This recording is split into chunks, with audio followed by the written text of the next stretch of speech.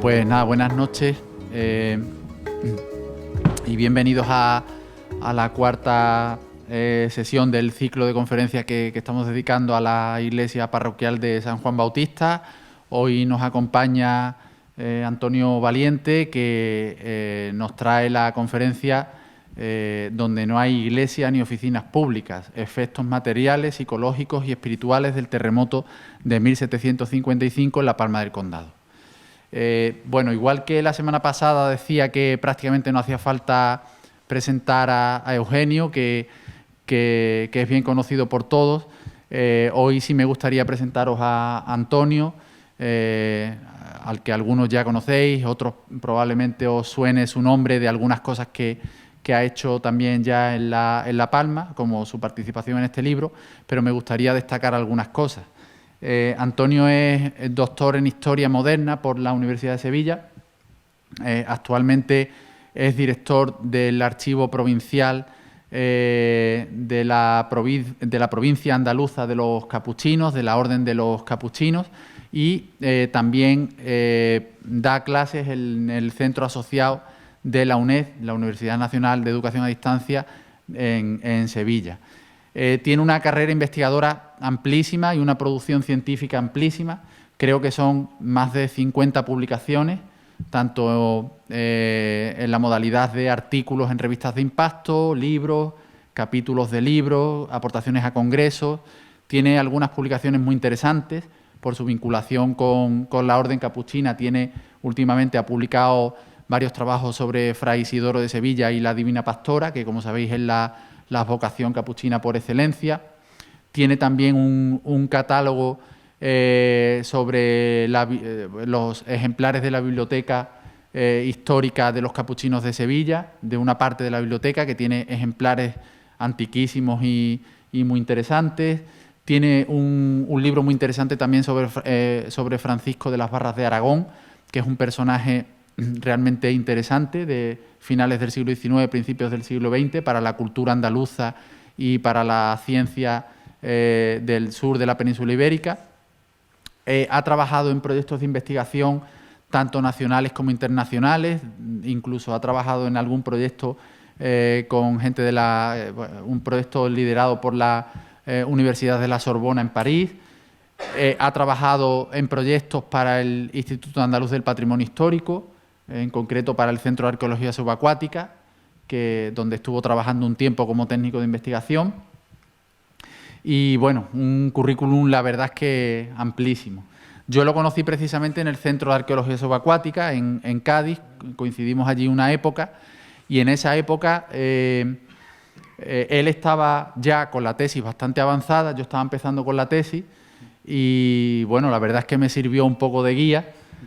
Compartimos muchas horas de charlas en las que él me orientaba y él me permitió enfocar el trabajo. Hablábamos mucho sobre los rigores a los que nos sometían nuestros respectivos directores de tesis. Y bueno, ahí conocí a un investigador muy solvente, una persona muy trabajadora, muy metódica, una persona inteligente, una persona con muchos conocimientos, pero sobre todo con una capacidad de trabajo tremenda, que es lo que yo destacaría de Antonio.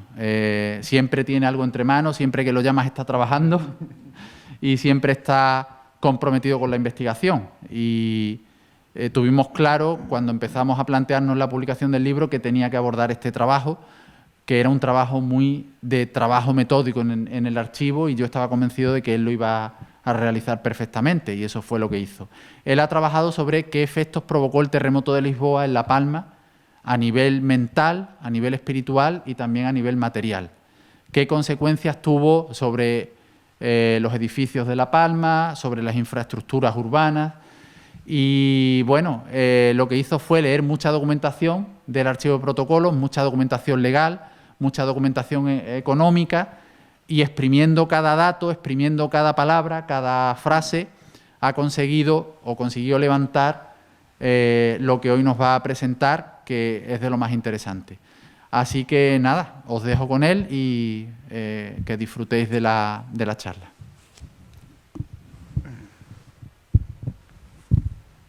Buenas tardes a todos. ¿Se me oye?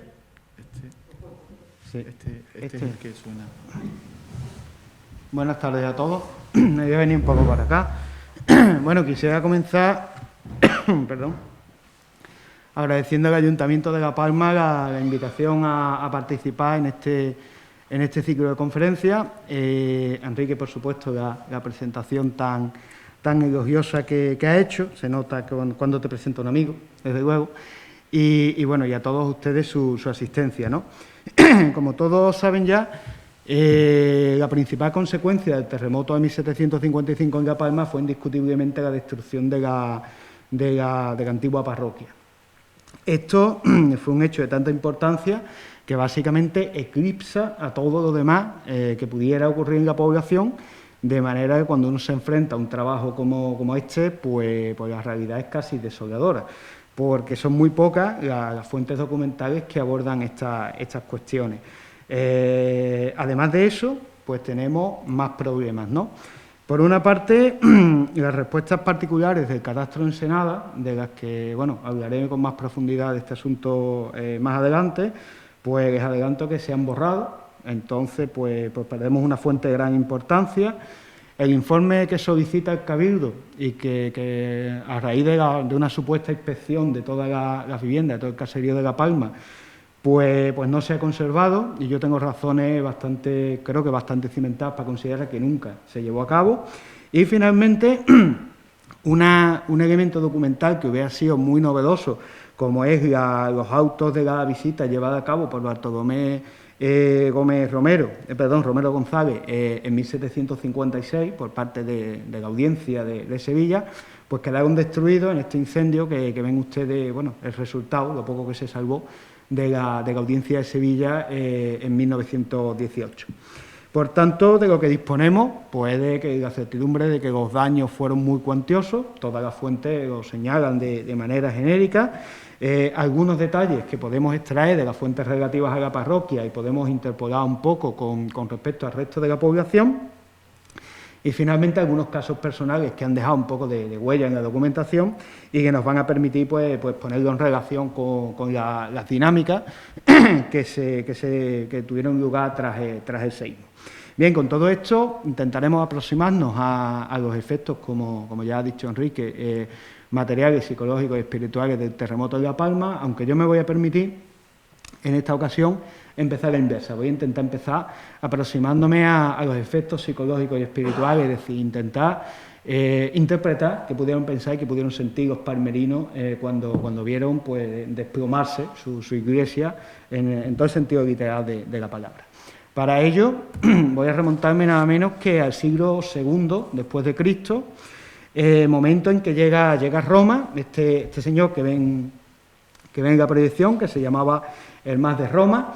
Este hombre era hermano del que sería Papa Pío I, llegó como esclavo de una mujer llamada Roda y posteriormente le liberó. Y bueno, lo que nos interesa es que durante el pontificado de su hermano, entre 140 a 155 después de Cristo aproximadamente, escribió un libro de género apocalíptico titulado El Pastor del Mas, que hasta el siglo XVIII era considerado parte del canon oficial de la Biblia por parte de la Iglesia. Se situaba entre los Hechos de los Apóstoles y el Apocalipsis de San Juan. Perdón. Cuando digo género apocalíptico me refiero en el sentido como género literario, es decir, no versa sobre el fin del mundo para nada, simplemente son textos revelados a través de simbología y metáforas complejas. El Pastor del Mas se compone de 5 visiones, 12 mandatos y 10 parábolas, y a pesar de que fuera suprimido en el siglo XVIII tras el descubrimiento de los archivos vaticanos del canon muratorio, perdón, así se me oye mejor seguramente, ya es la costumbre. Bueno, como les decía, a pesar de que fuera suprimido tras el descubrimiento del canon muratorio, lo cierto es que ya había calado profundamente desde los primeros padres de la Iglesia, como Tertuliano, San Ireneo, etcétera, que lo citan directamente, hasta posteriormente pues la patrística más sólida, como la de Santo Tomás, San Agustín, etcétera, y posteriormente pues había capitalizado prácticamente a toda a toda la literatura teológica. Lo importante es que de toda esta literatura es de donde toman su simbología los sermones dominicales. Los sermones dominicales que daban los párrocos, predicadores, etcétera, y que tenían una significación mucho más amplia de lo que tienen nuestras homilías actuales, ¿no? ¿Por qué? Bueno, en primer lugar, se trata de la principal herramienta que tenían estos predicadores y párrocos, por supuesto, para asentar de alguna forma su influencia sobre la comunidad. Luego, en la gran extensión cronológica que pasa entre la redacción del Pastor del Mar y el siglo XVIII, pues evidentemente todo este tiempo estas épocas se caracterizan por unas tasas de analfabetismo tremendas, por tanto, estos sermones eran instrumentos de enseñanza de la doctrina por excelencia.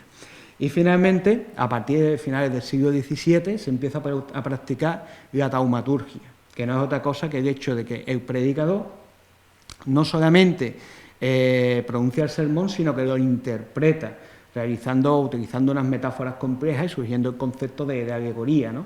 Por tanto, toda la simbología contenida en toda esta serie de textos, como el Pastor del Mar y otros similares, es manejada muy habitualmente pues, por todos los habitantes de La Palma o de cualquier otra población.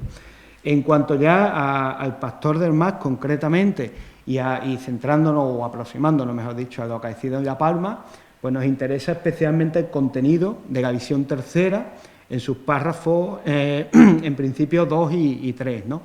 En el párrafo segundo, como pueden ustedes seguir mi lectura a través de la proyección, pues leemos: ella me dijo, mira, ¿no ves enfrente de ti una gran torre que es edificada sobre las aguas de piedras cuadradas y relucientes?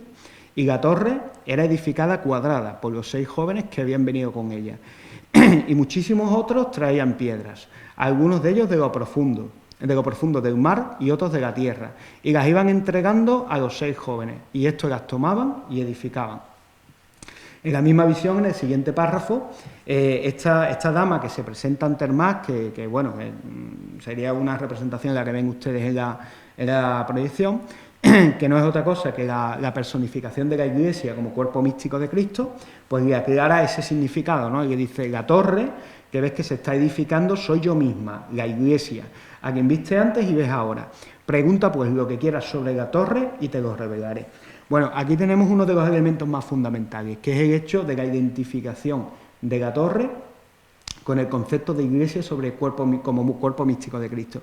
Esto ha sido algo tan absolutamente trascendente en el marco de la simbología católica que, bueno, ha ido incluso más allá. Es decir, nos resulta difícil concebir un templo sin una torre, o en su defecto sin una espadaña, que sería una simplificación del mismo concepto simbólico. Pero si investigamos un poco algunas imágenes con una búsqueda más o menos sencilla, pues nos vamos a encontrar con algo parecido a lo que yo les estoy mostrando, ¿no? El concepto simbólico, concretamente, se puede rastrear en Oriente ya en el siglo III después de Cristo. Esta que tienen ustedes aquí es la iglesia de Dura Europos, de Siria, que a día de hoy es considerado el edificio más antiguo concebido ex profeso y construido ex profeso como iglesia. Bueno, aquí se puede ver perfectamente la posición, y no sé por qué el puntero no ha dejado de funcionar, entonces se hacen ustedes a la idea de lo que voy comentando. Pueden ver ustedes perfectamente la función predominante que tiene la torre con respecto al resto del edificio.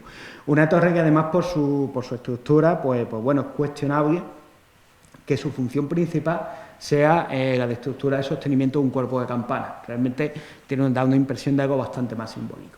Esto, como digo, pues parece ser que es bastante común y comienza en Oriente y luego se va extendiendo hacia Occidente a lo largo de los siglos III, IV, V. Sufre una gran aceleración durante el pontificado de Esteban II, al que pueden ustedes encontrar también como Esteban III en algunos manuales, en algunas fuentes, porque hay un Esteban II que, según el repertorio que veamos, pues es considerado papa legítimo y ilegítimo, pero bueno, el caso es que Pontífice Esteban, entre 752 y 757, patrocinó el primer campanario en la Basílica de San Pedro, eligió la primera torre en Roma, ¿no? Y a partir de ahí se produce un efecto que acelera todo esto.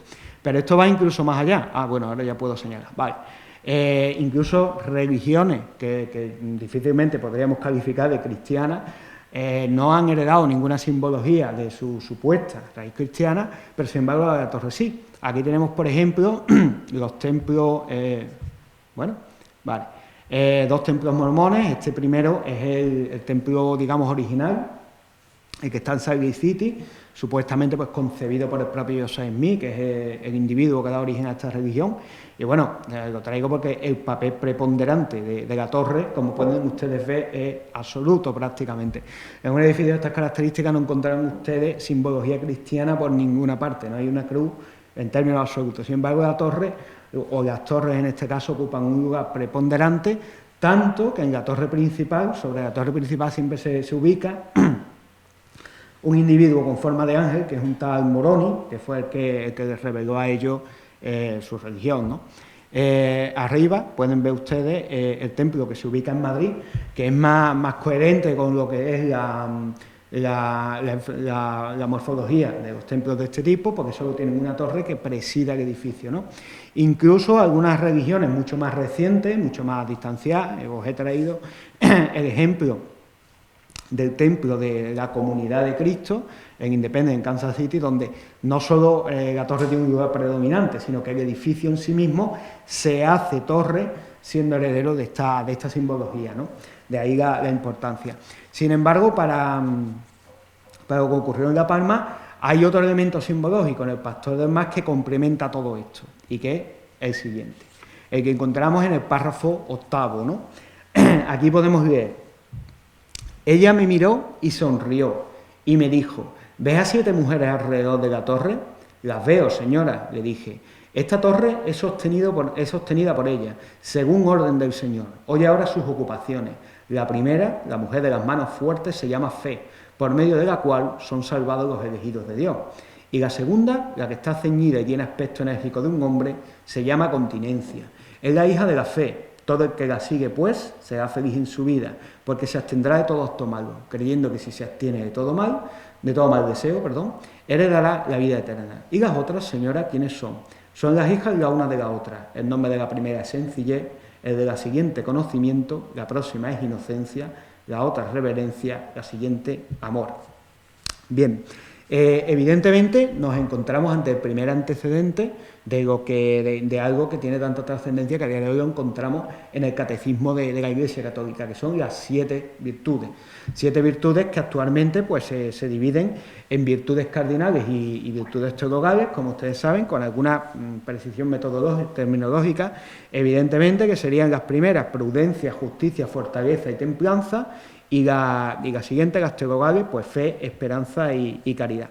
Bien, toda esta simbología que les he explicado a ustedes, pues tiene un gran valor para encuadrar un poco qué pudieron pensar y qué pudieron sentir los palmerinos en el momento en el que se produce pues, la hecatombe que supone para ellos el terremoto. Porque tenemos que entender que realmente ellos manejaban, y para ellos era cotidiana, toda esta simbología, ¿no? Bien, recapitulando una secuencia de acontecimientos que ya todos conocen por esta conferencia y por el libro. Bueno, a las 9 de la mañana, buena parte de los vecinos se encontraban en la parroquia asistiendo al oficio de difuntos. Posteriormente se produce un temblor leve de 1 minuto de duración aproximadamente, que hace que todos los feligreses salgan, pero se mantengan en los alrededores del templo, por si acaso continúan posteriormente los oficios, y minutos después se produce el terremoto en el que, y aquí está lo que realmente produce la concordancia con la simbología, la torre se desploma sobre la iglesia, produciendo la destrucción del templo parroquial, ante la atenta mirada de unas 500 personas, probablemente atentas y aterradas seguramente, ¿no? Bien, evidentemente la caracterización como castigo divino de un acontecimiento de estas características es absolutamente inherente a la mentalidad de la época. Pero además la simbología de lo que ocurre aquí pues hace que esto se configure como una especie de mensaje de la providencia, de cuyo portador es el terremoto, ¿de acuerdo? Este mensaje, que yo, bueno, a través de esto intento aproximarme, pues vendría a articularse de la siguiente manera, ¿no? Debido a la conducta de la población, es decir, a sus pecados, a una falta de virtudes, las virtudes de la población no eran suficientemente fuertes para sostener la torre. Torre que es la simbología, evidentemente, de la Iglesia como cuerpo místico de Cristo.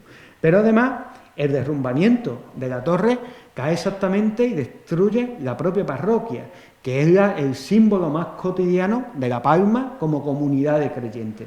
Por tanto, se plantea como una especie de ultimátum alegórico en el cual se avisa de que a través de estos pecados vaya la no salvación, es decir, a la destrucción, ¿de acuerdo? De hecho, solamente contamos con un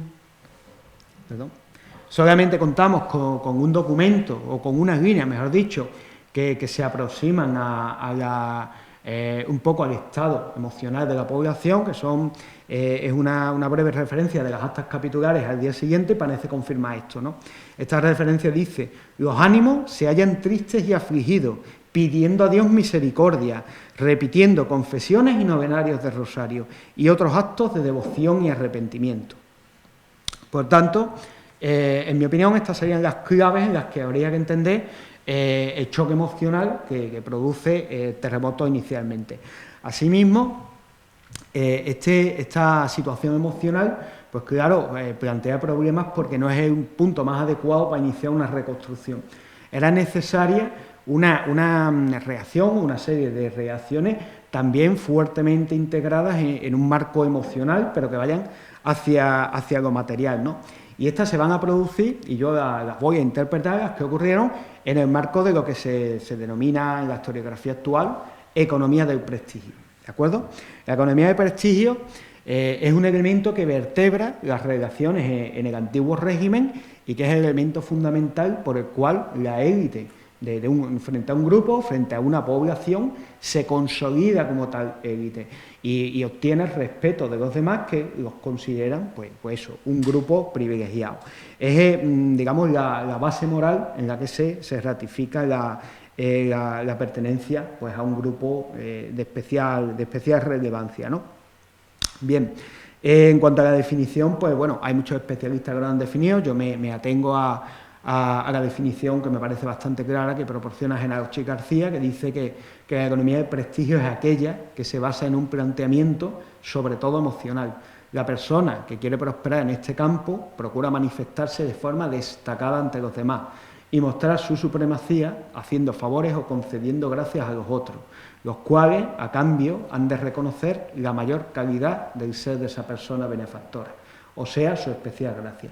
Y esto no solamente es una cuestión de que una serie de catedráticos y especialistas hayan hecho estudios teóricos en los que implementan este concepto teórico, sino es que la literatura de la época está plagada de referencias en forma, pues, de grabados, de epigramas, de poemas, etcétera, ¿no? Les he traído aquí a ustedes uno de ellos que conjuga un poco las tres cosas.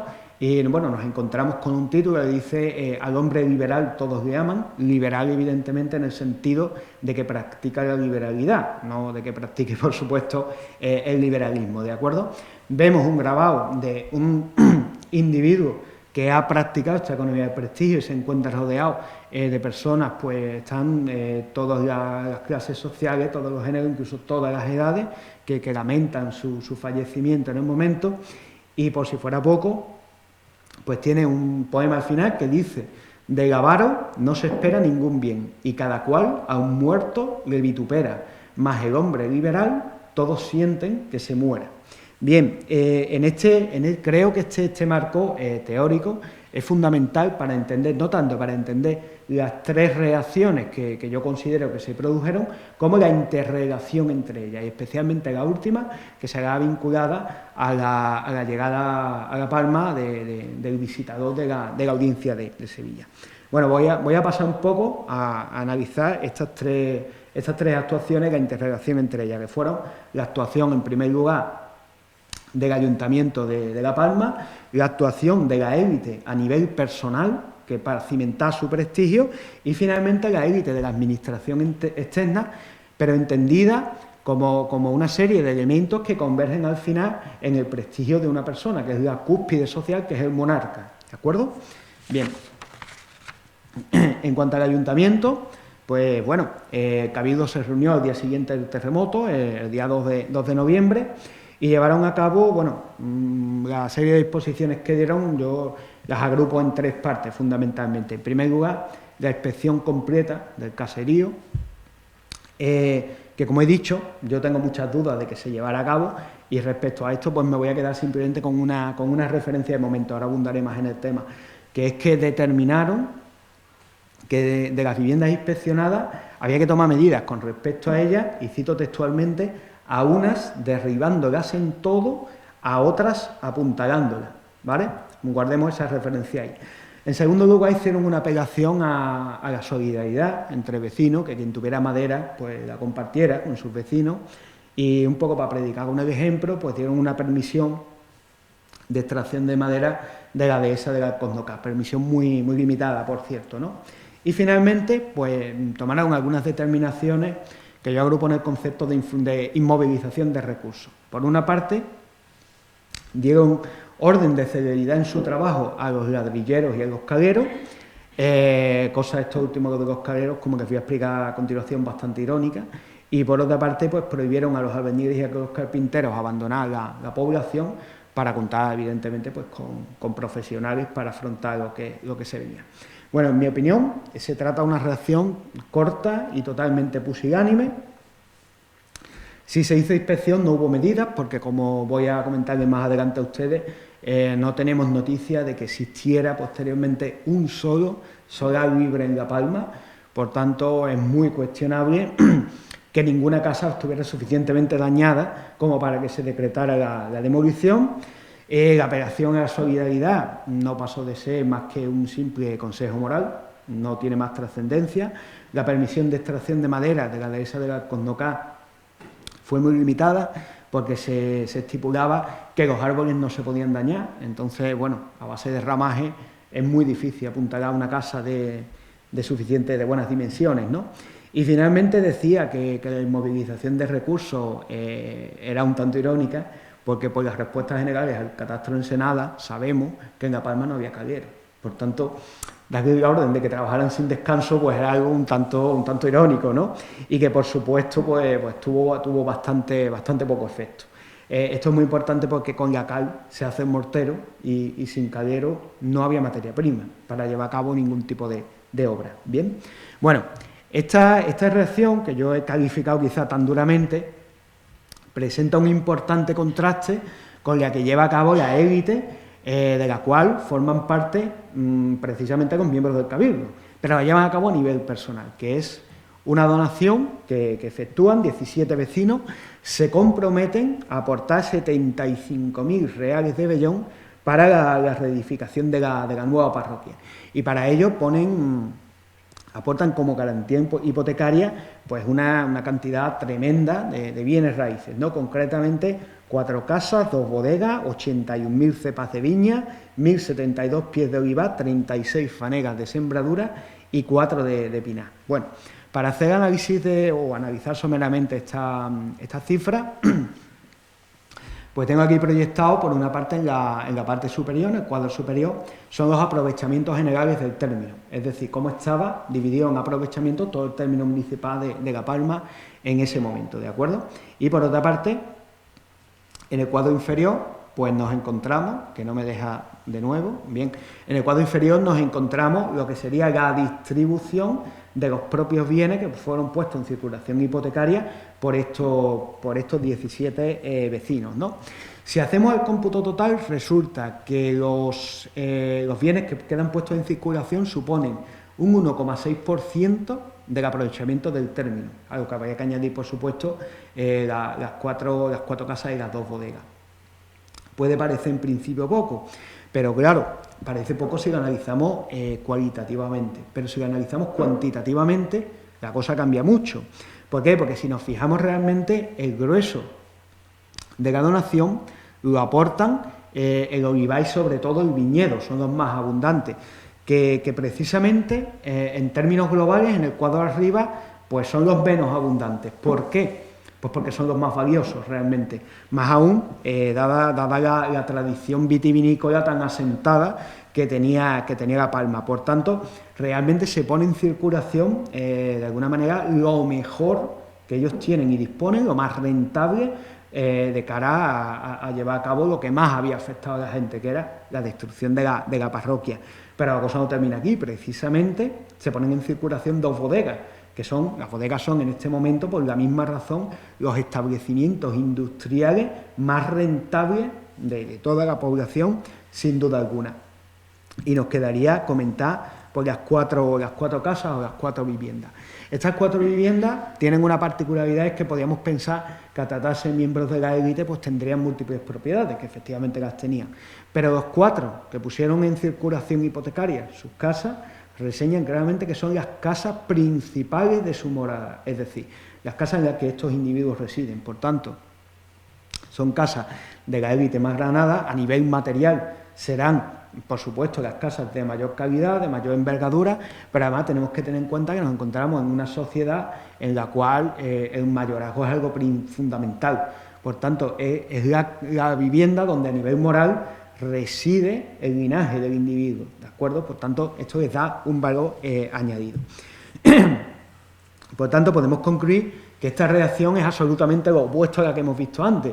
Es una reacción profundamente enérgica en la que se puso en circulación todo lo posible. No termino aquí, además, porque en el marco de la economía del prestigio se producían situaciones de emulación. Estas situaciones de emulación se producen cuando un individuo con capacidades económicas suficientes, pero que todavía no ha conseguido acceder a ese grupo tan selecto de la élite, pues lleva a cabo una serie de acciones tendentes a participar en esto y a ganarse, de alguna manera, el respeto de la población y ser considerado como parte de este grupo. Bueno, en el caso de La Palma, yo he podido detectar 2 casos, concretamente. El más singular es el de Gabriel Vázquez Rañón, que en 1759, en su testamento, pues declara que él había ofrecido nada menos que 300 ducados para la reconstrucción de la parroquia. Se trata nada más y nada menos que de 3.309 reales. Para que nos hagamos una idea, es la mitad de lo que puso el monarca Fernando VI. O sea, que no es una suma nada despreciable. Y además afirma que él ya ha abonado 250 de estos reales, es decir, no es una manda testamentaria que se cumplirá o no se cumplirá, y ordena a sus herederos que abonen por los 50 ducados restantes. A mucha distancia, a nivel material, pero con la misma caracterización simbólica, se encuentra la donación de Pedro Moneva de Cabrera y Flores, que en 1761 en su testamento pues dona 500 reales de vellón también para obra de la parroquia, como digo, a mucha distancia, pero bueno, realmente lo que ocurre es que la donación de Vázquez Rañón es absolutamente muy cuantiosa, ¿no? Bien, esta sería esta reacción de la élite palmerina, pero a nivel, digamos, personal, que redunda en su prestigio personal, no en el prestigio, como veremos, del ayuntamiento. Y finalmente, pues tendremos que abordar la reacción, como he dicho, de la llamémosle administración externa. En última instancia, en el marco de la economía del prestigio, toda la reacción de la administración converge en la persona del monarca, porque es símbolo de su prestigio y de su poder, ¿no? Es el único individuo que agrupa en sí mismo el prestigio de la administración y el suyo personal, ¿no? Y esto es uno de los elementos que justifican que sea la cúspide total y absoluta de la sociedad sin ninguna distinción, ¿no? Por tanto, consecuentemente, pues encontramos no una reacción, sino una serie de reacciones que emanan o convergen en última instancia en su persona. Bien, en primer lugar, la concesión directa de 6.570 reales de vellón para la obra de la parroquia, cosa que al parecer se produjo por mediación de José Juan Domínguez Vicente, que era secretario del despacho de Hacienda, sevillano, pero sus padres, sus abuelos eran palmerinos y estaban muy vinculados a la población. En segundo lugar, la condonación de todas las deudas con la Real Hacienda a primeros contribuyentes para todo el partido de Huelva, lo que evidentemente afecta a La Palma. Con la cuestión esta de los primeros contribuyentes, a lo que se refiere es que quedan fuera los arrendadores privados de rentas reales que no son realmente contribuyentes en el sentido de la palabra, son privados que se benefician de la recaudación, de los problemas de la recaudación pública, ¿de acuerdo? Posteriormente, la exención fiscal a todos los materiales de construcción para todo el partido de Huelva durante 10 años, y por último, el juicio de residencia de Bartolomé Romero González a los miembros del Ayuntamiento de La Palma, que tuvo lugar en 1756. Como he dicho, este proceso es muy desconocido porque los autos se quemaron en el incendio de la Audiencia, pero tenemos conocimiento de él porque Bartolomé Romero González ordenó que toda una serie de disposiciones que él fue dando, pues se anotaran en el libro de actas capitulares de La Palma. De ahí se desprende que el visitador llegó a La Palma en octubre de 1756, perdón, casi un año después de que se produjera el terremoto, y centró su actividad primero en analizar todos los antecedentes administrativos de lo que había hecho el ayuntamiento, de las medidas que había tomado, y en segundo lugar, analizar personalmente, no que debió satisfacer lo que vio administrativamente, la totalidad de las infraestructuras del núcleo urbano, probablemente buscando dejación de funciones, y el caso que las encontró.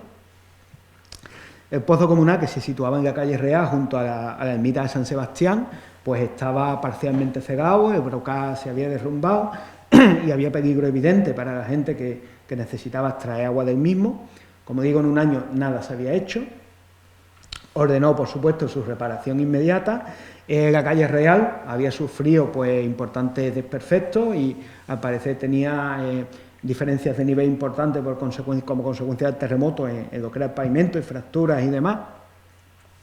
Ordenó su empedramiento inmediato y bueno, aquí hay una cuestión a tener en cuenta, que es la siguiente. Como digo, el visitador examinó todos los antecedentes y no menciona en ningún momento la existencia del famoso informe de inspección del Cabildo, que además los capitulares estaban siendo juzgados, serían los principales interesados en enseñárselo si se hubiera llevado a cabo.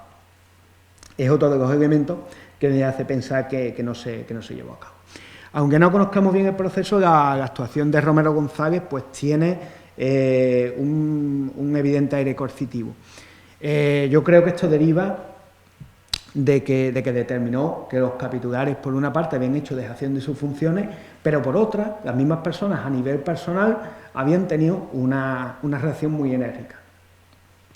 Claro, esto implicaba anteponer el prestigio personal al que uno ostenta en representación del monarca.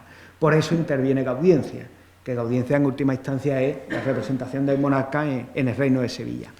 Y como consecuencia de esto, les impone una multa a todos de 20 ducados, 221 reales, que podrán condonar si llevan a cabo de manera inmediata las obras que se les ha indicado. Probablemente, además, los capitulares con este proceso se sintieron un poco señalados ante el resto de los vecinos, porque inmediatamente que el visitador se marchó, llevaron a cabo pues una inspección de aquello que no se había inspeccionado todavía, que era el término municipal, ¿no? También quizás lo hicieron por miedo a que volviera, evidentemente. Y detectaron pues, que había infraestructuras que estaban mal, como el puente que salvaba el arroyo de la pescadería, que tampoco se había hecho nada, parecía una vía de cierta importancia local, y ordenaron su reparación, ¿no? Bien, con esto concluyo la aproximación a lo que serían un poco las reacciones a nivel de la élite y cómo lo que ocurrió en cuanto a la élite. ¿Qué pasó realmente en cuanto a los vecinos de La Palma a un nivel, digamos, un tanto más humilde? Bueno, aquí es donde tenemos el problema grave de las fuentes documentales que les he dicho que ya les explicaría un poco más en profundidad, porque bueno, básicamente las principales fuentes o no están accesibles o no existen. El primer problema, quizás el más importante, lo presenta el catastro de Ensenada. El catastro de Ensenada se hizo en La Palma pocos meses antes del terremoto, por tanto debería ser un elemento que nos proporcionara una visión de detalle absolutamente magnífica de cómo se encontraba la población justo antes para poder compararla, ¿no?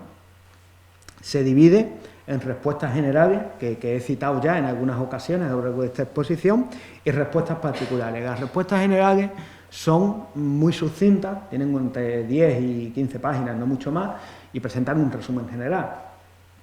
Mientras que las respuestas particulares son las que tienen, normalmente son 1 o 2 tomos, son varios cientos de páginas, donde aparecen pues todos los vecinos, todos los activos, su valoración, en qué situación se encuentra, instituciones piadosas que hay, absolutamente una radiografía total de la población. El problema es que las respuestas particulares del catastro en La Palma pues se han borrado por consecuencia de la humedad, como pueden ver ustedes en la proyección, de manera que resulta imposible su lectura, ¿no? Yo he podido acceder a las respuestas generales y he podido acceder a ellas a través de una copia que hay en el Archivo Histórico Provincial de Sevilla, del original que se conserva en el Archivo General de Simancas. Aprovecho la ocasión para invitar al Ayuntamiento a que en algún momento pues haga algún tipo de proyecto para obtener una copia de las respuestas generales que están en el Archivo de Simancas, y que sin duda pues, sería muy interesante para todos los investigadores locales en La Palma, ¿no? Y que no nos encontremos con esta cuestión que resulta bastante descorazonadora. Bien, en segundo lugar se encontraría el informe del Cabildo, de momento, que ya he dudado mucho de su existencia y bueno, ahora voy a aportar más cuestiones, ¿no? Recapitulando sobre este tema, no se ha conservado en el archivo municipal y no es porque se haya perdido, es porque no se llevó a cabo nunca. Como digo, no solo no hay constancia de que ninguna casa se derribara, sino que hay constancia evidente de que los palmerinos buscaban, como ya explicaré, solares para vivienda nueva y no los encontraban, y había un problema grave con respecto a eso. Es muy poco creíble que ninguna casa se viera afectada hasta ese punto, más aún cuando después les voy a citar un caso personal de alguien que tuvo que reedificar su casa completamente, ¿no? Romero González, como digo, lo examinó todo y no lo encontró, no lo vio, y los capitulares se hubieran salvado de la multa, seguramente sí se lo hubieran entregado, y no se lo entregaron. Pero es que además la medida que tomó el Cabildo de inmovilización de recursos, realmente yo creo que impidió que se realizara. ¿Por qué? Bueno, volviendo a acudir una vez más a las respuestas generales de La Palma, ¿no?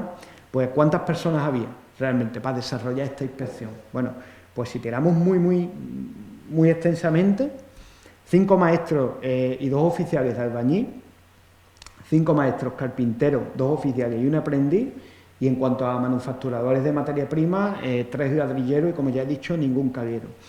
Incluso aunque metiéramos a los ladrilleros, ¿de acuerdo?, como posibles inspectores, nos encontraríamos con 17 profesionales, como mucho, que probablemente serían solo 12, ¿vale?, para afrontar la inspección y apuntalamiento o demolición de 531 viviendas que había en la población, ¿vale?, sin contar con materia prima para ello, ni madera, ni mortero, ¿de acuerdo?, y sin contar además con la demanda de sus servicios que habría para el desescombro de la parroquia y para la reparación de otros templos, que como bueno, la Ermita del Valle, por ejemplo, que sufrió algunos daños y tuvo que ser usada como parroquia, ¿no? Bueno, desde mi punto de vista resulta inverosímil que 12 personas pudieran afrontar la inspección una a una de las 531 viviendas en esas condiciones. Pero además de eso, es que lo más probable es que los vecinos de La Palma se opusieran radicalmente a que esto se hiciera. En dos sentidos o en dos vertientes, ¿no? Evidentemente los propietarios, porque bajo ningún concepto les iba a hacer gracia que entrara un señor diciendo que era inspector del ayuntamiento y decretara la demolición de su vivienda, porque la reconstrucción no se la iba a pagar nadie, por supuesto, ¿vale? Y en segundo lugar, y lo que es más grave, los censatarios, que el censo era el sistema de dación más habitual en la época, es más o menos, o tiene muchas similitudes con nuestros alquileres actuales, pero tiene importantes diferencias. Por ejemplo, una de ellas es que eran de muy larga duración, se daban por 2 o 3 generaciones, 2 o 3 vidas. Y estaban reforzados con unas cláusulas de conservación tremendas.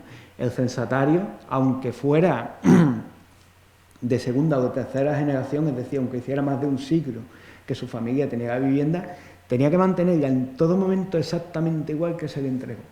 En caso contrario, la legislación vigente y las cláusulas de mantenimiento permitían que se tomaran acciones legales contra ellos, siendo la primera medida cautelar la incautación de todos los bienes, con lo cual se entraba en un círculo vicioso en el cual no se disponía de bienes porque estaban incautados para afrontar la reparación, el proceso continuaba y la mayor parte de la gente pues acababa en la ruina. Bueno, no acababan en la ruina porque, como vamos a ver, antes que pasara eso, liquidaban su patrimonio y se daban a la fuga, evidentemente para evitar cualquier tipo de cuestión de estas características, ¿no? Ningún censatario iba a permitir, de buena gana, que entrara un inspector del ayuntamiento y dijera que la casa que tenía de ascenso pues había que demolerla, porque en ese caso entraba en este círculo vicioso, ¿no? Bien, toda esta casuística pues produce una serie de cuestiones. La primera de ellas será que el elemento más utilizado por los parmelinos para salir para adelante va a ser el apuntalamiento. Apuntalamiento que se desarrolla de la mejor manera posible, pero que además desde un primer momento fue una intervención que fue más o menos disimulada por miedo a que se efectuara esta inspección y se decretara la demolición, ¿no? Por tanto, y bueno, por supuesto a las inspecciones de las instituciones eclesiásticas que podían ser propietarias de los bienes dados a censo. Se une una coyuntura económica negativa que producida por el terremoto en sí mismo, con una carencia de materiales, insisto en que no había mortero en la población en los primeros momentos, con el hecho de un apuntalamiento que se disimula y se mantiene en el tiempo. Y esto da lugar al factor de la desconfianza. Cuando va pasando el tiempo, todos los vecinos saben que hay muchas viviendas que están afectadas, saben que los desperfectos no están reparados, sino que están disimulados, y a ver en esa situación quién es el que se atreve a comprar una vivienda de segunda mano para encontrarse pues, con la sorpresa poco después, ¿no? Como consecuencia de esto, pues constatamos que el mercado se ralentiza, hay carestía de vivienda, pero no se producen compraventas, baja el precio y siguen sin producirse compraventas, y por tanto pues entra en un círculo muy pernicioso que se va a prolongar bastantes años en el tiempo. Además de las razones que les he aducido, pues pude encontrar algunos testimonios personales, voy a citar solo algunos de ellos, o particulares, mejor dicho, que acreditan todas estas dinámicas que les he comentado. El primero de ellos fue el que tuvo lugar, es el único que tiene lugar antes del terremoto, poco antes, con respecto a una casa en la calle San Sebastián, que era propiedad de la capellanía de Mariana de Jesús. Esta vivienda, según las respuestas generales del catastro de Ensenada, era la única vivienda arruinada que había en la población, pero claro, como las respuestas generales son tan sucintas, hay que ver qué quieren decir con arruinadas, ¿no? Claro, la documentación concreta de este expediente pues, nos lo aclara bastante bien. Lo que le pasaba a esta vivienda era que todas las aguas de la calle en que se encontraba, además como las aguas de todos los edificios circundantes, convergían en un mismo punto, que era la base de uno de sus muros de carga. Por tanto, cuando se producían lluvias torrenciales, pues la casa indefectiblemente, ese muro sufría problemas y la casa pues arrastraba problemas de conservación continuamente. Como consecuencia de eso, en el verano de 1755, el censatario que la tenía, pues se dio cuenta de que no podía afrontar los gastos de reparación e hizo lo propio, que era habitual. Liquidó su patrimonio, se dio a la fuga y desamparó la vivienda.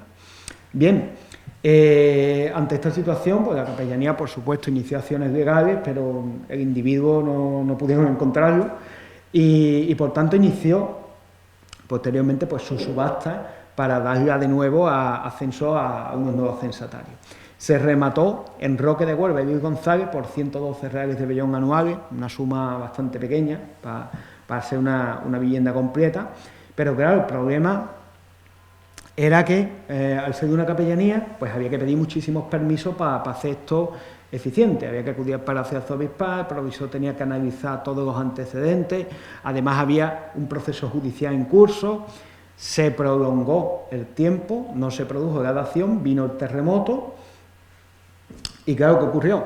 Que evidentemente los postores ahora no estaban dispuestos a afrontar la vivienda, a tomar posesión de ella, sin saber si tenía más daño de los que ellos habían visto. Y llegaron a un acuerdo con la capellanía, al parecer, de manera un tanto ingenua, pues pensó que haciendo una nueva subasta podría obtener un precio más alto, ¿no? Por lo tanto, llegaron a un acuerdo. Acuerdo que, como digo, se basa en la desconfianza, porque Roque de Huelva y Luis González, al iniciar una nueva subasta, adquirían el derecho a volver a inspeccionar la vivienda para evitar sorpresas desagradables, y el resultado final fue el mismo, es decir, los mismos postores por la misma cantidad, ¿no? Otro caso en el que observamos pues esta dinámica, aunque diferentes, son dos viviendas, propiedad del Hospital de San Lázaro de Sevilla, que se encontraba una situada en la calle Goscalvo y otra en la Plaza Mayor.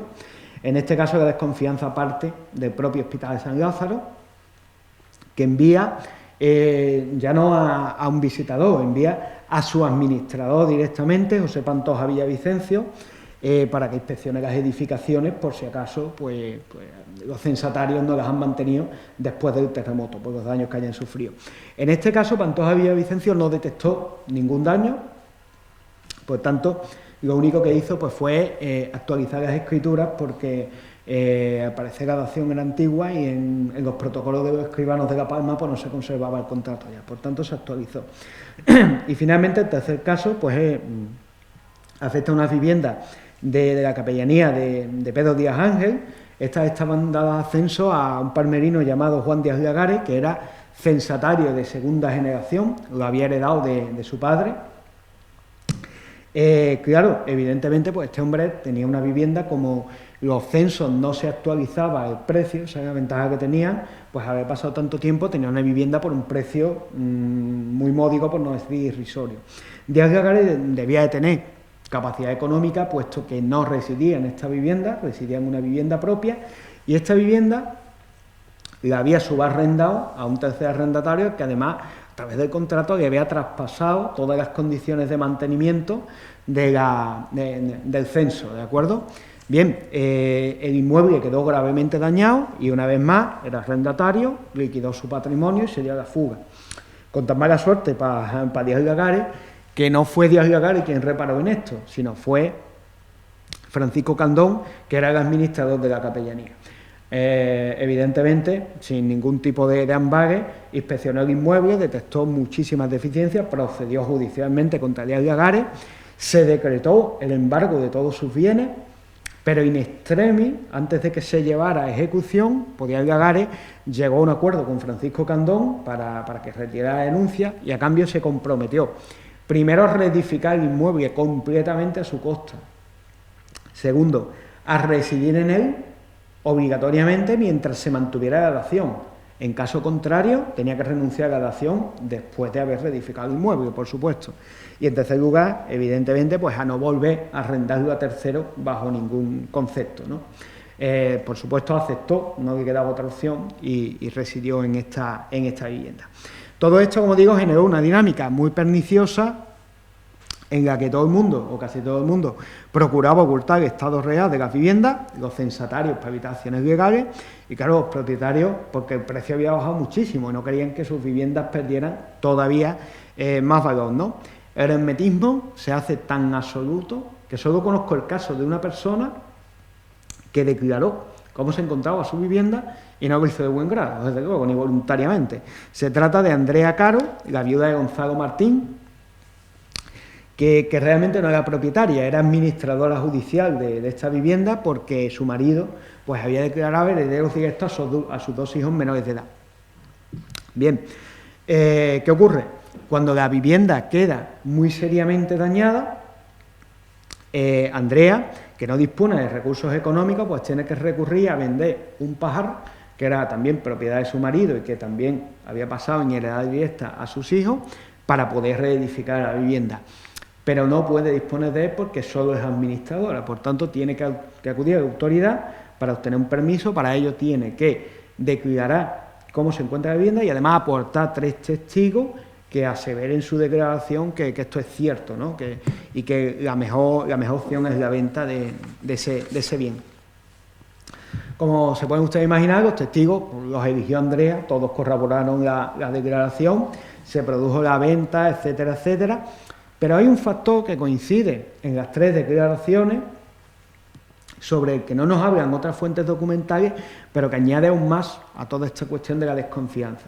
Voy a citar solamente, por supuesto, a uno de ellos, ¿vale? A Roque González Caro, aunque los 3 declararon lo mismo, que dijo que de no reedificarse con prontitud, evidentemente la vivienda, antes que vengan las lluvias, quedarán perdidas del todo. Y evidentemente este es un factor muy importante, porque la mayor parte de los morteros de la época eran solubles en agua. No había ningún problema en condiciones normales porque estaban revestidos pues, de enlucidos impermeables que no había problemas, pero cuando el paramento sufría fracturas y sufría grietas, consecuencia, por ejemplo, de un terremoto, una lluvia torrencial podía acceder al interior del paramento y provocar pues, problemas bastante importantes, hasta el punto de que los 3 testigos aseveran de que las casas quedarían totalmente inutilizadas. Claro, probablemente muchos vecinos que tenían capacidad para adquirir una vivienda, pero no lo hacían por esta desconfianza, debieron esperar que vinieran las siguientes lluvias, porque las lluvias revelarían cuáles eran los inmuebles que estaban realmente más dañados. Pero ¿qué ocurrió? Que después del terremoto vino un ciclo seco, al menos de 4 años. Por tanto, la desconfianza pues no acababa de romperse. Y de hecho esto llegó a tal punto que he llevado a cabo el análisis de todos los protocolos notariales entre la fecha del terremoto y finales de 1761 para ver si se produjeron compraventas realmente, cuántas se produjeron, ¿no? Y el resultado que me encuentro es el siguiente: en 1756 solo se produce una compraventa, pero es una compraventa en la cual ni el comprador ni el vendedor son vecinos de La Palma, ¿de acuerdo? El vendedor es vecino de Villarrasa y los compradores son una orden monástica radicada en Sevilla. Por tanto, bueno, están fuera de ese ambiente de desconfianza que reinaba en la población, ¿no? Entre 1757 y 1761 parece que mejora un poco la situación. Nos encontramos entre 1 y 4 operaciones, pero esto es solo aparente, porque estas operaciones son todas reunificaciones de patrimonio dividido judicialmente. Es decir, cuando un individuo que disponía de una sola vivienda pues testaba, pues la dividía entre sus 2, 3, 4 hijos los que tuviera, ¿de acuerdo? Por tanto, ninguno de ellos podía hacer uso de la vivienda realmente, disponía de una parte. Lo que ocurre en estos casos son unificaciones de patrimonio. El hermano que cuenta con mayores recursos económicos intenta comprar las partes de sus hermanos que tienen menos, a los que les interesa más pues el dinero contante y sonante. Por tanto, son personas que han vivido en esa vivienda y al haber vivido en esa vivienda conocen perfectamente las deficiencias que puede tener y no se ven sometidos a esta desconfianza que atenazaba el mercado. Y el ambiente de desconfianza llegó a tal punto que todo, claro, evidentemente todos los palmerinos que se lo podían permitir, pues la opción ideal ¿cuál era? Una vivienda nueva. La vivienda nueva no tenía ningún problema de desconfianza ni de ser afectada por el terremoto. Pero las fuentes nos coinciden una y otra vez en el hecho de que no había solares. ¿Qué es lo que empezó a ocurrir? Pues empezamos a detectar un nuevo tipo de transacción, que es la compraventa de los corrales que estaban antes, o que estaban anejos a las viviendas. Pues el propietario se reservaba la vivienda, pero vendía el corral para la edificación en él de una o varias viviendas nuevas. ¿De acuerdo? Lo que ratifica, evidentemente, pues toda esta situación de desconfianza y cómo se fue resolviendo. La tendencia de estas transacciones se mantiene al alza al menos hasta 1761. Por las cifras que he visto, pues yo considero que debió continuar y que pudo dar origen a cambios morfológicos importantes en la vivienda de La Palma, en la que se reduciría significativamente el número de viviendas que contarían con el corral tradicional para cuestiones agropecuarias, aunque evidentemente pues haría falta contrastar esto pues con una investigación en los protocolos de más largo recorrido, ¿no? Y para terminar, no me gustaría concluir sin hacer una referencia, aunque breve, a lo que ocurrió en el ámbito agrario. En el ámbito agrario, mi referencia será breve porque afortunadamente la afección fue muy poca. Y la afección fue muy poca precisamente pues, por la distribución de los aprovechamientos a nivel general que les mostré a ustedes en el cuadro de la donación, en el de arriba, ¿no? La mayor parte de los aprovechamientos en La Palma eran de secano. Al ser de secano, pues realmente eran tierras que no necesitaban infraestructuras de producción ni infraestructuras hídricas, y entonces pues el terremoto no afectó a su productividad. Al año siguiente pues produjeron de la misma manera. Sin embargo, había un pequeño número, muy pequeño, pero estaban ahí, de explotaciones basadas en huertas, que de por sí es de regadío.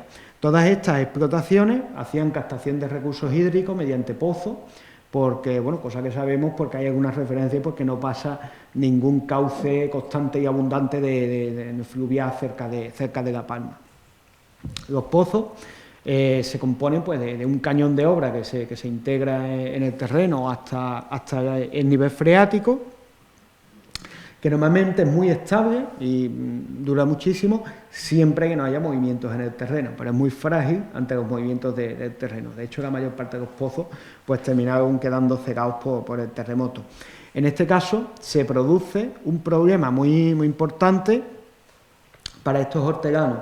¿Por qué? Porque aquellos que no disponían de recursos económicos para reconstruir su infraestructura, pues terminaron en situaciones bastante próximas a la mendicidad, porque se produce un círculo vicioso. No pueden reconstruir la infraestructura, es decir, el pozo, no pueden producir al año siguiente, su tierra se vuelve improductiva, por tanto, es imposible llevar a cabo la reconstrucción. La mayor parte de los que se ven en esta situación pues, la salvaron por la ayuda de familiares o de instituciones piadosas. Y bueno, con esto concluyo mi intervención y les agradezco mucho a todos su atención. Gracias.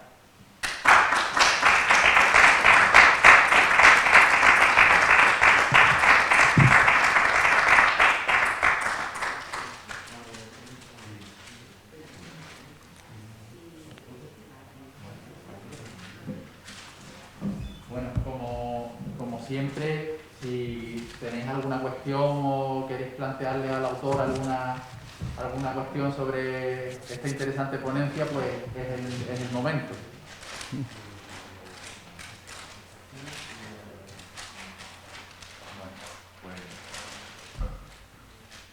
Antonio, como muestra de agradecimiento, queremos hacerte entrega de la carta real del libro de la fiesta en la vendimia, un facsimil de la firma de Cervantes cuando estuvo aquí en La Palma, en agradecimiento por esta magnífica conferencia. Muchísimas gracias.